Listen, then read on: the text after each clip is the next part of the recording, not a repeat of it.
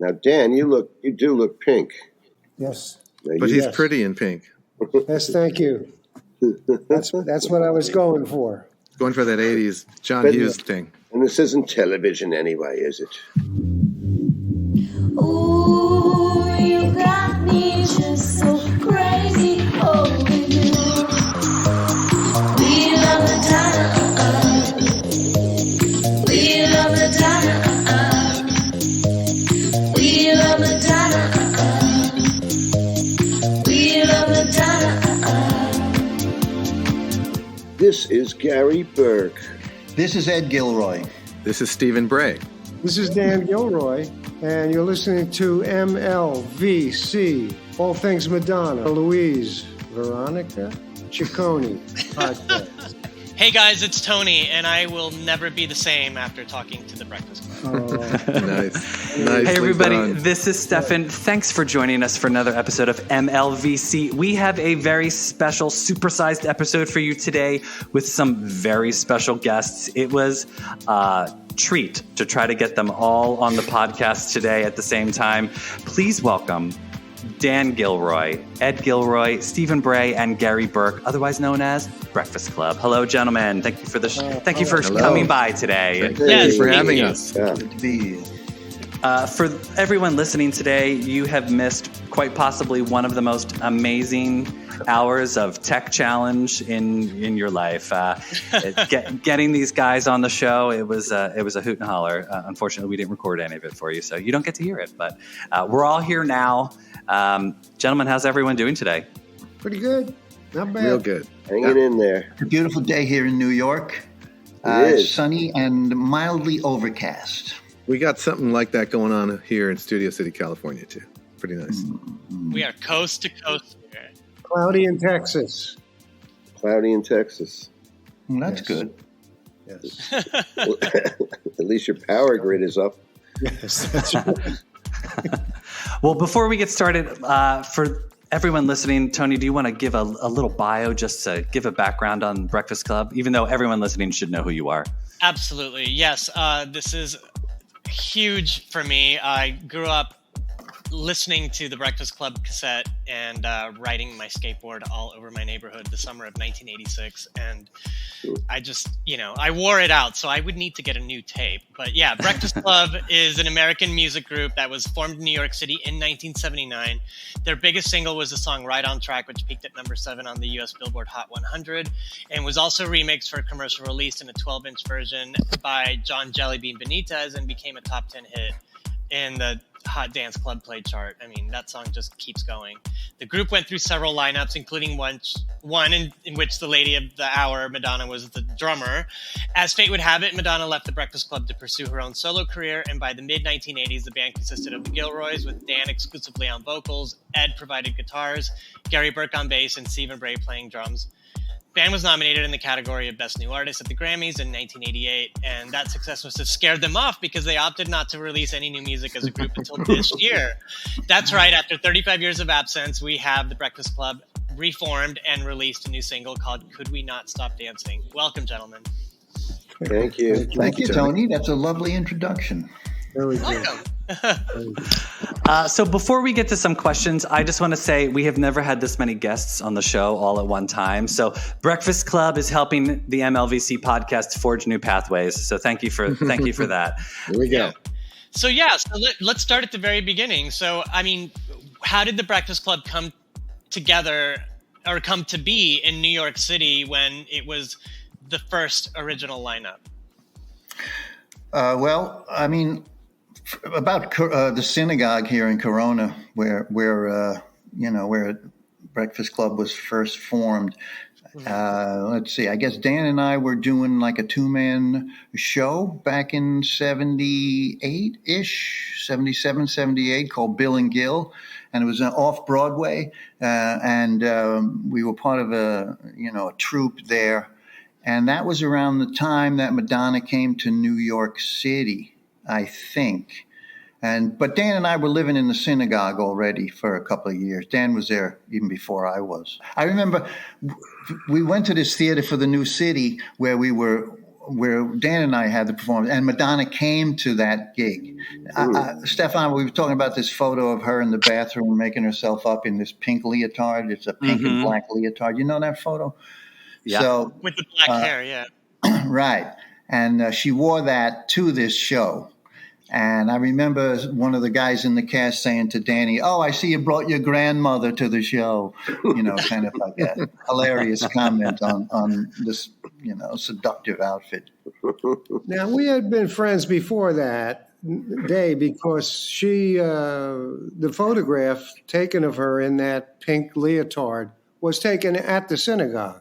So she was over there, and we went to the show together. I don't think she was living with us at that time, Danny. Right. I think you were just starting to see her, and then she came in a little after that, towards the end of '78, I believe is what it was. Yeah. So then that's when you kind of officially had her move in here, around that time, end of '78, and so that's when. Anyway, she came in, and this is when she first saw the drums, right? The drums and the guitar and that whole kind of thing. Let me cut in. There was a hint that she was thinking about singing because a song had been released by an artist. I wrote it down. Patrick. Anita Ward. And Madonna and I were walking toward the L train. I was either seeing her off to go home or we were going to town for something. And she started to sing, "You can ring my bell, ring my bell." You remember that song? Yeah. I would die. She sang that. And it seemed like, her voice was like a bell, very clear and nice. And the first time I ever heard her sing. And that was well before she even started playing drums. Did you ask her to be in a band, or did she ask you if you wanted to be in her band? No, it wasn't like that. Dan and I had bands going for a couple of years before that. Gary and I and Dan and our friend Mike, we had a group called the Acme Band, and we played all around many different venues. And then it was just Dan and me for a while. And at that point, we didn't really have a band going. And so when Madonna came in, we started, I guess, generically playing, I guess, you know, and then we decided to form a band because we like bands. I always like bands. Yeah. And the drums were right there. And, you know, we said, go sit on the drums. And I showed her a couple of beats with the feet and all, you know, just rudimentary stuff. And she took to it immediately, of course. And we were just for fun, we're kicking around. And then, hey, why don't we get some gigs? Because it was like Disneyland here, you know. There were drums, there were guitars, there were amps, there were microphones, a PA system. The upstairs here in the synagogue is just totally open loft space. And there's a couple of famous photos of Madonna in front of the, it's called the Aron Kodesh, I think. He's good. Which I used to call it an altarpiece, but I think it's the Aron Kodesh, you know. And actually, one of the photos has her wearing a skull on top of her head. I don't know. Have you seen that? It's an upside-down skull. No? Okay. I don't know how we had a skeleton over here in the synagogue. Let's not go there. But so it was like, for her, it was really a nice... But what did Steve think about it? What question did you have, Steve? Oh, my question was, did she start on it sounds like she started on the drums and not the guitar. Yeah, it was the drums, yes. The Right. Carla But you- Rovelli you- guitar came later. But you taught her both instruments, right? Well, I showed her chords. I mean, you know, does anyone teach you how to strum? I mean, yeah. I'll take some credit for that, Yeah. but really, it's You all should. self. I think you should. Thank you. You know, it's like someone teaching you to swim or ride a bicycle. You tend to do it yourself, right? You're talking to a non-swimmer. Well, and I think it's interesting that she was playing instruments for you because I think Madonna has a reputation from when she first started that she was not musically inclined. That, you know, the myth is that Madonna was being built by other people. But, you know, as we know, a look or a hook might get you in the room, but it doesn't keep you there. So clearly Madonna was pulling her weight in the band. She wasn't just being a pretty face. Absolutely. No. I could play you hours of rehearsal and going over drum parts. I got a thing in which they're going over the back end of a song, you and her, and could we do it again and again and again and again and again? And there's that wanting to get it perfect. I think we did rehearse a lot. It was like it was like an intensive crash course over here. And we weren't stern taskmasters the way a Stephen Bray would end up doing. Do it a seventh time just to get it right. I like rehearsing. What can I say? I do love rehearsing. Madonna went on to keyboards eventually after the drums and the guitar. I think Dan bought a Farfisa organ or something like that. And we got a bunch of songs with it. She took to that well too. So she is, I think she grew up in suburban Detroit, and I think Motown was a big part of her musical knowledge base. Yeah, perhaps. Agreed. And how did she change the dynamic of the band? Because obviously, before her, I'm sure she came along with a lot of ideas. Well, not really in the beginning, I would say, because she was the drummer. It was Dan and me on guitars, Madonna on drum, and Angie Schmidt on bass. That was the first Breakfast Club. Mm-hmm. And so that was that. And I think maybe Madonna came out for 2 songs or something in the beginning. I guess Dan had Trouble and a couple of songs. Yeah. Well, the first one was a little 30-second song that I wrote for her. Moving along, so move it along, it's late tonight. I love that song. How my feet can fly. Yeah, it's nice. And it was just a quick little thing. She'd come off the drums to sing that and then go back on the drums. But then she wrote, what'd she write? Tell the Truth. Tell the Truth. Oh, my God. And also... Yeah. Safe again Neighborhood. And over, again and again, over and over.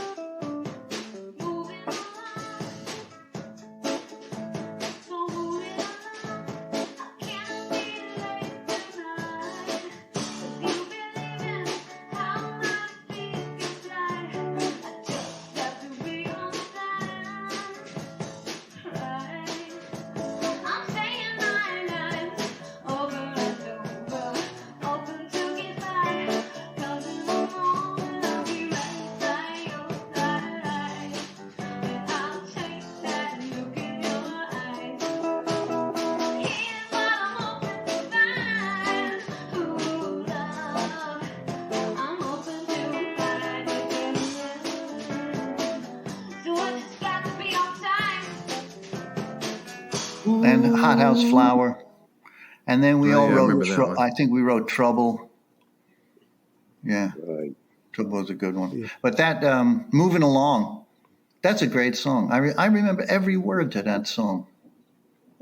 Because you rehearse it 1,000 times and you never. And we played it as a band at that, what was that club? Phil Lynn's, the utility Yankee infielder, opened a club. Oh. Somewhere in the 50s maybe, and we played that, and did you? 3. It was packed, but there wasn't any response to anything we played that day. Nothing, zero. Like people would come up and say, "Wow, we love you guys. You were great," but there was no response. It was the weirdest gig ever. Oh, wow. I think that was our first thing we did with Madonna. It might have been. How did we end up at Phil Lynn's? Like now there are sports bars. Back then, I mean, Phil Lynn's was a professional baseball player, and so that was like an original sports bar or something. How did we get that gig? I don't know. What was your connection? I don't think he paid us. Did he pay us? I don't remember. Hey, Steve, you knew Madonna before she came to New York. That's right. Right. Yeah, Yeah, U of M, Ann Arbor, Michigan. Yeah. And so, In fact- but and back then, so was there musical inclinations, or was she more of a like a dancer kind of a thing? What do you think? Definitely dancer, poet. I think she was writing poetry too. But Okay. yeah, because I remember when she left Michigan in 77, maybe. Mm-hmm. She gave me a phone number, and it turns out I recognize now it's the synagogue's phone number. Oh yeah, okay, yeah. 'Cause I used to call, and I think Dan. That's before I knew you guys, and Dan would answer and go, "Who's this guy calling?" that would have been 79, 80, I think. Do you remember the number? Yeah, 6. Was it a 718 number? 718, or 718, Yeah. 718. You hear that, everybody? Yeah. Ed, you're going to be getting a lot of crank phone calls. I'll bleep it out. Okay. I've got to Thank say, you, I Stefan. tried to leave the area code off. Madonna fans would try all the area codes. They'd look up New York area codes. Right. So when did Madonna get the idea to call Stephen to come to New York and join the band? Did it happen like that, or was it another like? no, that bunch was of when events she coming wanted. together? Once she got the singing bug, she wanted her own band. She called up Steve, thinking this guy knows what he's doing. Well, not exactly. I think there was already a version of that band with Gary, right? Gary Yes. and Mike. And Mike. right? Gary and, Yeah. and Mike from the Acme band, and he was the drummer. So he went back to drumming, and Madonna took her rather rudimentary knowledge of guitar, like bar chords and stuff, and she was pumping out songs. She was writing songs, and so we had that. We called it Madonna in the Sky, and we only played one gig at a place called the 80s on East 86th Street, Upper East Side, and Yeah. that was really We the only went there. gig. I was there, I think. Oh, yeah? I remember that place. How about that? And I called her actually because I was planning to move to New York in the summer of 1980, and I called her to say, "Hey, do you know any musicians? Oh, Because I'm going to come there pretty much broke and hungry." So yeah. yeah, introduced me to some players, and it turned out that Mike, had just left the band, That's and right. and she said, "I have a band now." I didn't even know she was doing music. She said, "I have a band now, and I need a drummer." So this is perfect timing. So Yeah. that's what happened. And I remember I thought that call convinced you to come to New York. I didn't no. know you already had that in mind. No, I was planning. I had tried to convince the whole band I was in back in Michigan to come, and one by one, everybody pretty much dropped out. Oh. And so I was on my own when I got there. And I remember the first day meeting you, Gary, and Yeah. Madonna in front of the music building there on 8th Avenue. 38th Street. And I yes. was really impressed with those songs that she'd written. right. Oh, good. And I was, Yeah. I remember hearing about you. She was very excited that Yeah. this guy that I knew from Ann Arbor, he came to town, and I think you were dancing outside of a Talking Heads concert or something. Oh, yeah. Yeah. Central Park. Yeah. In New York, at the Central Park, because they played. It was this amazing week that I happened to show up. Roxy Music, The Pretenders, B-52s, Oh my God. and Talking Heads all played the rink there. Oh, Yeah. wow. It was I amazing. remember. We didn't always Yeah. have tickets, but you could hear.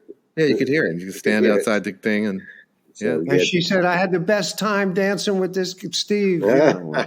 Yeah. Steve in New York. yes, he was very impressed, I remember. He said, Detroit is big, but this is really big.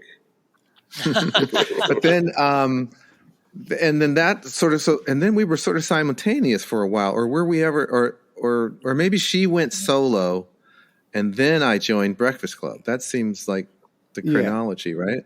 Yes. Yeah.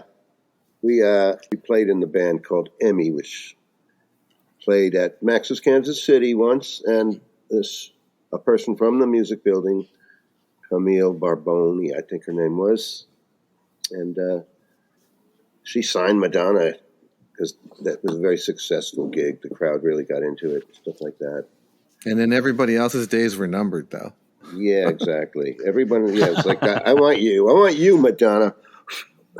I'll give you she got a studio apartment on the Upper West Side, and she had access to a studio that Camille had on her floor of the music building. So it was pretty tempting. And there was never a time, Gary, that Emmy was playing at the same time I was playing in Breakfast Club, or was that completely separate? No. They were separate, as a matter of fact. I see. In fact, I bought the cassette of Dan and Ed's latest songs, and you overheard me playing them. We were living in the music building, I think, at that time, practically. I had been kicked out of my apartment, and you overheard me learning those songs because there was no Emmy anymore, so I was like, hey. And you liked the songs, as I remember. Yeah, it was the same thing. Same thing was one of those songs, right? Yeah, I love that song too. The same did too. thing, right? Same thing.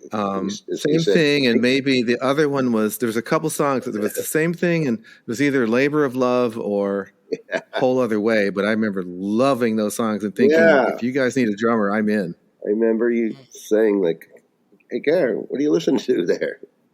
Sounds pretty good." Why haven't you asked me to? So were those just drum machines, Dan? You were probably just recording guitar and vocals to a drum machine. I don't know. Dan's a great drummer, so we might have. You think we would have done live drums on the recording? I think. Yeah. Oh, that's true. You had a 4-track. You had a 4-track back in those days. A funny thing did happen with interviews we've had over the years. Mm-hmm. Where people would say, oh, we want to interview the band, and then they'd give us a question about the band. And about the third question, they'd start with the Madonna stuff, which made us figure, this is why we're here. Well, listen, I want to know about how you guys restructured as a band post Emmy, and then you got your first record deal with Z Records, and then how did that turn into an MCA deal, and then how you guys. Kate Hyman was at Danceteria and saw us do a gig, and I think that got Z Records involved. Michael Zilka. Mm-hmm. At the time, Was Not Was one of his Michael Zilka's bands. Yeah. Oh, Kid Creole, Kid Creole and the Coconuts was on Z Records. Yeah. We all know what The happened. Waitresses. Mm-hmm. Were they on too? Yep. I think so. Was Lydia Lunch on there too? Lydia Lunch. Yep. And Christina? You all know And what- Christina. I think Michael was married to Christina for a while. He was. That's right. Did you know what happened to Kid Creole? No. What happened to Kid Creole? Happened. Gary? He's in jail for murder. Wow. Well, he had that persona. He did have that persona. I couldn't believe it when I read it. It only happened a few months ago, right? August Darnell's his name. August Darnell. Oh, Yeah. Wow. Yeah, but it was great. Those were that Michael signed us, or Kate signed us to Z on the strength of that show, which was very, very different than the record that we ultimately made for MCA. Because by the time, we made a bunch of recordings for Z, some of which were, trying to get out. I think Rico Mambo recently was one of the ones from that original recording. Mm-hmm. That we kind of reconstituted and remastered. And then I think there was the advent of drum machines and sequencers that, someone who shall be nameless, someone in the band became really enamored with. And that kind of modified the sound a little bit and sort of pulled it away from the really cool punky American punk that it was.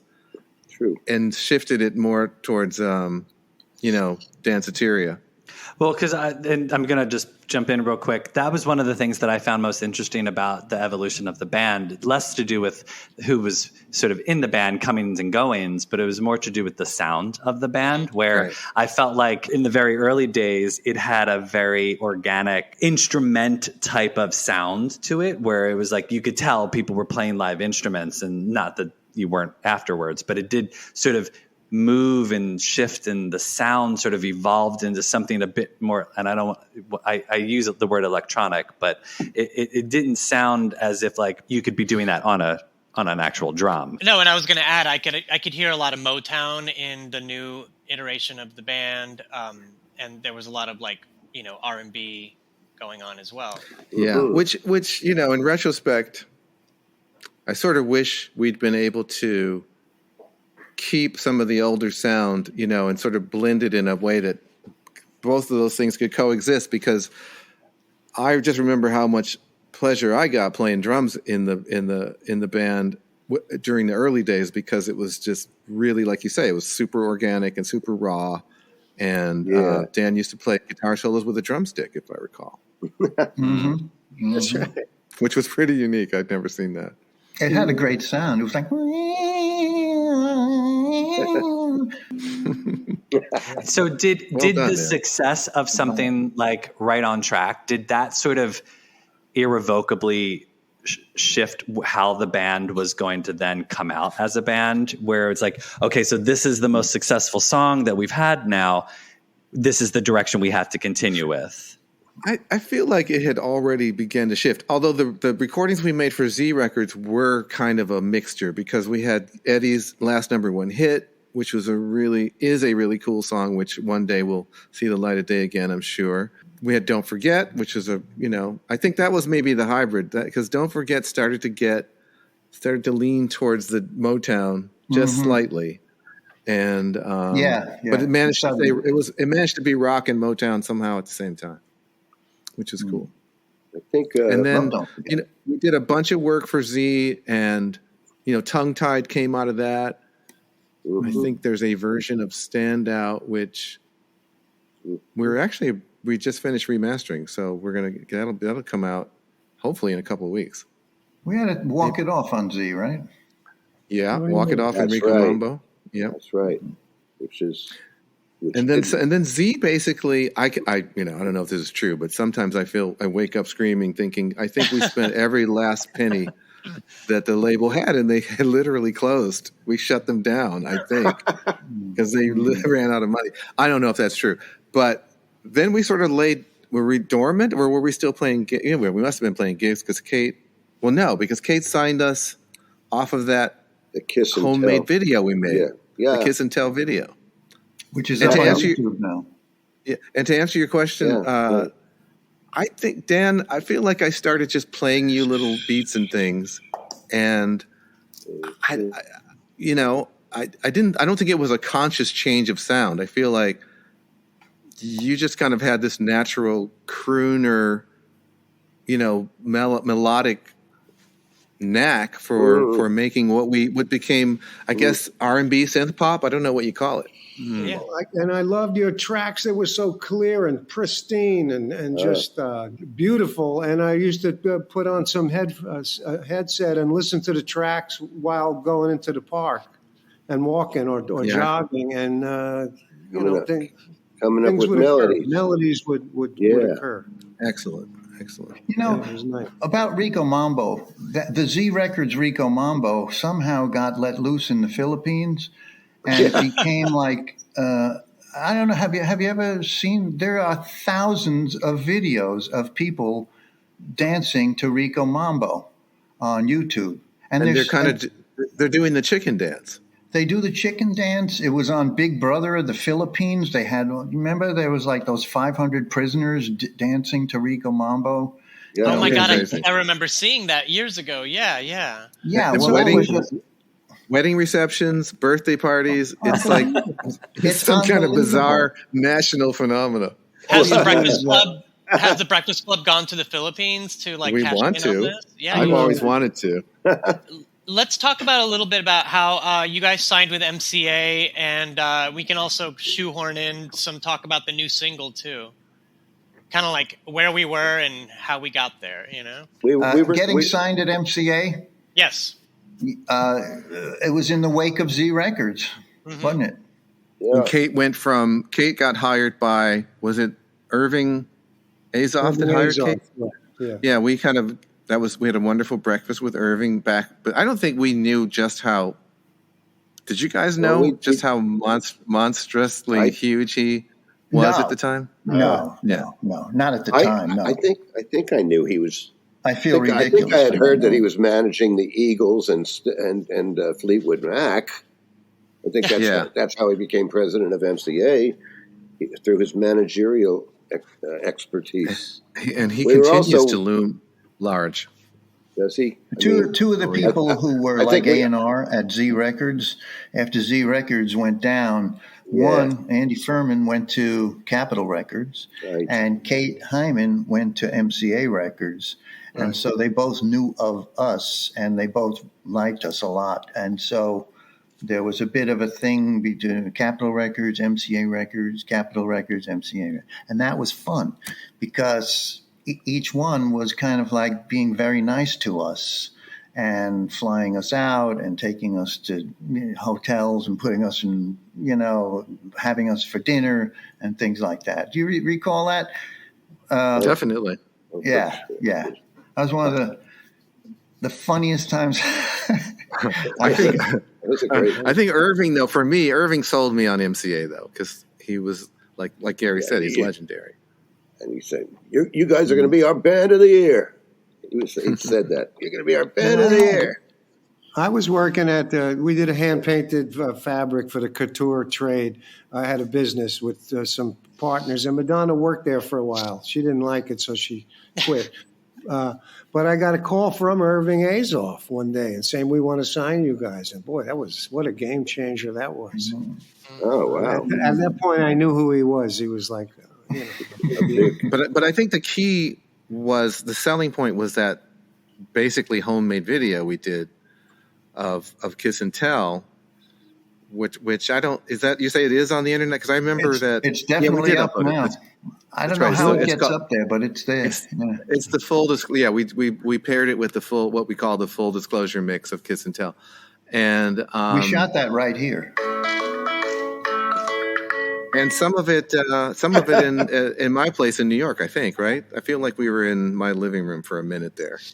I don't know about that. Oh yeah, okay, might have been. I remember because we brought garbage cans and garbage bags. You remember that? Yes, I do. As a backup. Sorry, guys. It was multiple right. locations. Ed Gilroy brings his own sound effects to a podcast. It's fine. His own Right? soundboard. Yeah, I love it. Yeah. And the best thing about doing that homemade video, back then there was a camera where you could keep the sound and cut in different video shots while the sound, which really didn't happen after that. And maybe, I don't know but it made it so easy to make a homemade video without a whole lot of complicated edits. That's right. You could dub in the sound on top of the action. Right. Well, the sound stayed there. We played the track, and then you could just, if you did something you didn't like, you could just do something else right over it until it looked good. Yeah. And keep the sound. Yeah. Right. That's cool. Yeah, that's up on YouTube now. Yeah. And then I think, and then Jimmy Iovine came into our lives, which was really exciting for me because I knew a little bit about him, having done. I think he'd already made. I don't know if he had already made the Stevie Nicks record or not. I think so. Yeah. But that was, we were crazily impressed with that, and he kind of introduced us to a whole nother grade of studios, and he kind of opened the door to like, well, if you want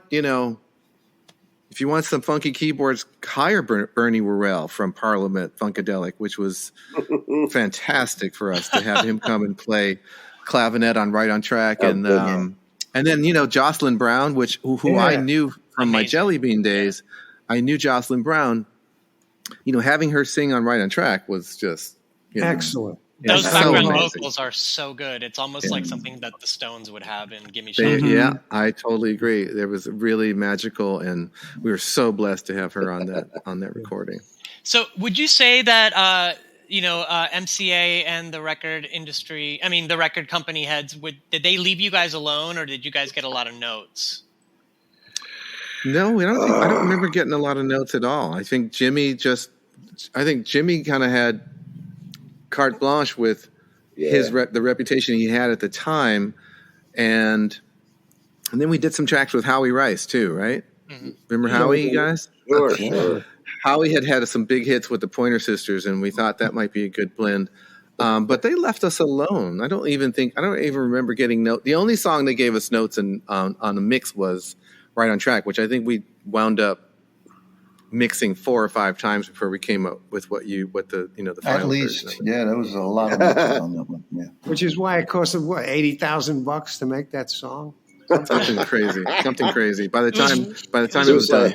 It was worth every penny. But another thing too, when like you guys trying signed to- with MCA, you started producing these incredible videos. I used to see all of them on MTV, and like for example, the Right on Track video was so witty and cute. I mean, like Jeff? Angeline showed up in it. I mean, tell us a little bit about like what kind of budgets did they give you, and what was it like making all those videos? We were lucky enough to be in the heyday of music videos. So Yeah. They were When just it was throwing a money marketing at you. tool. Yeah. people could make short films for what we were spending on those videos. You could easily make a short film, or even a full length feature. For, I feel like Kiss and Tell video was like $100,000, $125,000, something like that. And but Jeff Stein, we kept adore on- Jeff. Yeah, he was great. Who was our director on that? He was our director on Right on Track, Kiss and Tell, just Rico those two. Mambo. Oh, He Rico did Mambo, Rico that's Mambo. right. Yeah, Yeah. and We were flown to Martha's Vineyard. that was when it really got to be fun for me making those videos. I had a really good time doing that. Yeah. And I remember Jeff on Martha's Vineyard saying, talking about Huey Lewis, a video he did. He said, "I made so much blanking money off of those guys." This video. And he was costing. We were paying the same amount. Yeah. What do you mean? Then we did. I don't even remember who directed Never Be the Same. I don't remember who that was. Billy something? No. What'd you say? Billy something? Billy? No. Well, Bill Fishman did Drive My Car. Oh. That was Bill Fishman and Preacher. But I don't remember who did Never Be the Same, which is one of my favorites, actually. Who did that Sam and Dave thing? No. That was Billy? I don't know. I don't remember. But I a remember heck of we kind of got our own way on Never Be the Same because to answer your other question, I think the label left us alone until we made the second album. Then they really left us alone. And the theme was now and then and then after when we're much older, which I'll right never be now the same, I yeah. look younger in the video as an old person than I know we can make that for real now. I think maybe we should. And the background singers in Never Be the Same and Dia Davenport. I forget yeah. a couple of the other. Yeah, and Dia went on to be Brand New Heavies, which I'm sure everybody So good.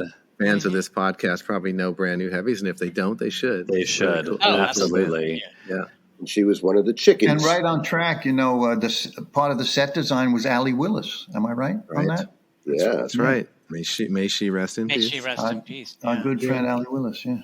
We're celebrating Allie tomorrow, actually. Well, it's going to not tomorrow for the people listening to the podcast, but on September 21, which she sings about in September, Earth, Wind, and Fire. We're having a big celebration for her tomorrow. The 21st nice. day of September. Yeah. That's so Yeah. great. Yeah, she wrote some amazing songs, and I've met several people in my lifetime that have known her, and they talk about her parties and how legendary they were. Yeah, Los yeah, Angeles. she's one of a kind for sure.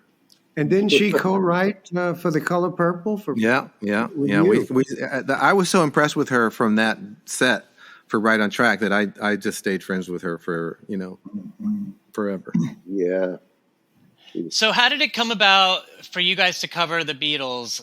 Because that's no small task, I don't. That might have been. I'm thinking. Was it for them? It was particularly for the movie, I believe. Yeah, Right, and yeah. that means it was probably Kathy Nelson's idea. I have a feeling Okay. because she was the MCA, soundtracks person at the time, and I feel like I don't remember. It wasn't our idea to do that particular song, was it? I mean, obviously the movie was called License to Drive, so it seemed like a natural it was fit. probably their idea to do it, I think. Yeah. Yeah, so hearing the song recently, I thought this actually would have been probably better placed in Who's That Girl than this fluffy teen comedy. Just the way that, it would fit with all the other all the other music and the score as well. But yeah, this song was really great. It was really fun. I remember it got played on the radio a lot, and the video was always on. And then suddenly it's just like impossible to find. But this, I guess, kind of went into your second album's production. And, you know, I mean, this happened a lot to a lot of artists in the 80s where, you know, things don't get released. But are there any standouts from the second album's production, and any chance we'll get to hear any of those, or are those locked up in the MCA vault? Well, no, some of those you can hear on the collection we did called Percolate. Oh, okay. That's on Spotify. You can hear Can't Put My Finger on It, which was part of that, intended for a second album. Mm-hmm. Mirage, I think. Mirage is on there. That's a Gary song. That's true. There's a That's song called Hello, Court of Love. Yeah, I think there's 5 songs from that set of recordings. Anytime is up there as well. Yeah, there's Top of the World. Top of the World as well. Yeah. Mm-hmm. So we're working. You know, we're still kind of trying to put together some of the old demos and things to really put a complete collection out there. In fact, we haven't talked about this that much yet, Eve, but we're coming up on our 40-year anniversary of that album. So I'm thinking that we should try to have everything we've ever recorded, you know, just somehow Breakfast Club box set, reconstitute it and get it and make it available for the people that like us. So yeah, let's talk about you guys reforming and releasing a new single and where that's going to take you as a band going forward. Well, Dan, I'll just say that I love doing working the way we're working, where the last one, Steve sent the track here to Texas. I did this and did some singing, and it went to New York for harmonies, and the second verse Eddie wrote. It's a great way to work. And for one thing, in a studio, there's some pressure to get it right, and there's a producer, and there's a guy on the board, and you know, that one's good, that one's good. But at home, I could do some 70 times till I get the one that you know I love. Also, you know, it kind of was born. I think COVID, you know, kind of keeping us all locked down for so long. It really, I just wanted to like connect again. You know, it just felt like we've. A lot of bands don't even talk to each other, you know, 5 years later, let alone 35 years later. Yeah. So I was really happy about the fact that, you know, I think we have an amazing person who kind of takes care of us in a way in terms of social media, Anthony in London. And I think we did a Zoom with him and that really inspired me to like, let's do something together. Let's, and maybe the song's even about, you know, staying connected. And, but Dan's right. It's great to include everybody and kind of do this round robin process. So I hope we get to do it again soon. And the technology is there. That's the amazing thing. Even though it may take an hour on the phone with you, Steve, to get things like that. Get the Chrome browser. You thought this was hard getting it together?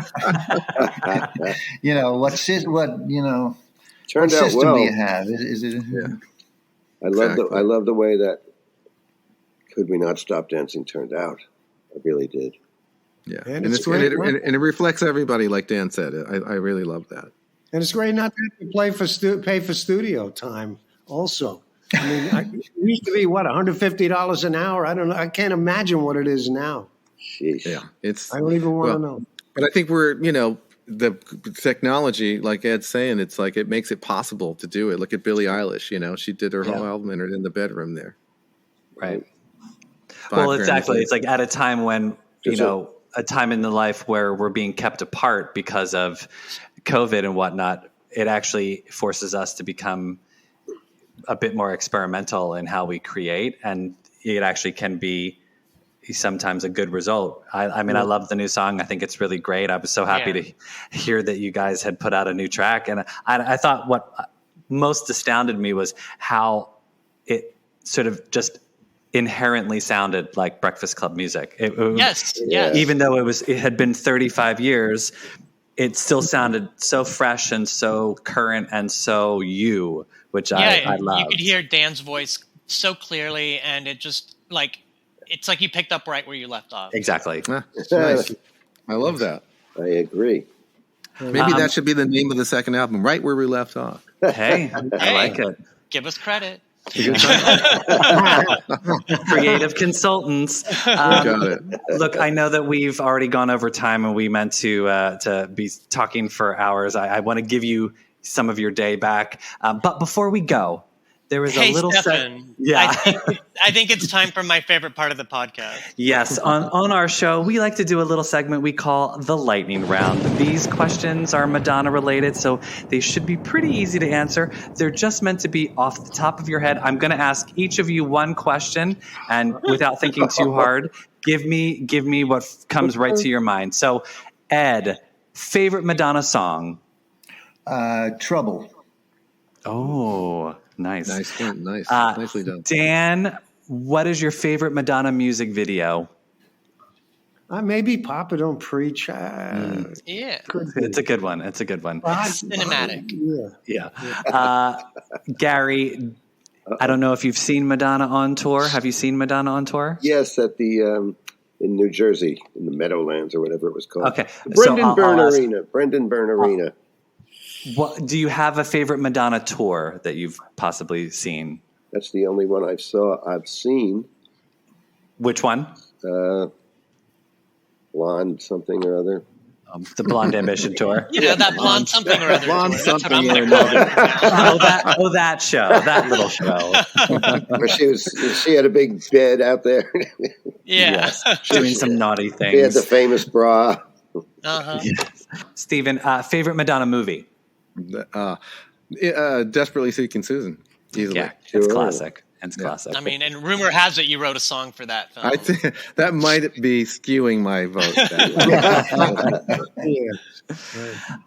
Well, guys, thank you so much for taking the time out of your day to do this. This has been an absolute honor. Yes. We loved having you. Can you tell everyone where to find Breakfast Club online? I think we're anywhere you can stream music. Spotify, Amazon. I don't know the names of all of them, but at least those two, and probably all of them. A lot of YouTube. Yeah, they're all over YouTube as well. I mean, And are you on social at all? Yeah, we are. Yeah, please follow us on. I don't know what the name is, but it's probably Breakfast Club Official or something like that. We'll tag you up. Thank you. Yeah, because we'll make sure everyone can find you. If people can follow us, they'll hear the new stuff as it comes out, and any video materials we find, we'll keep uploading stuff.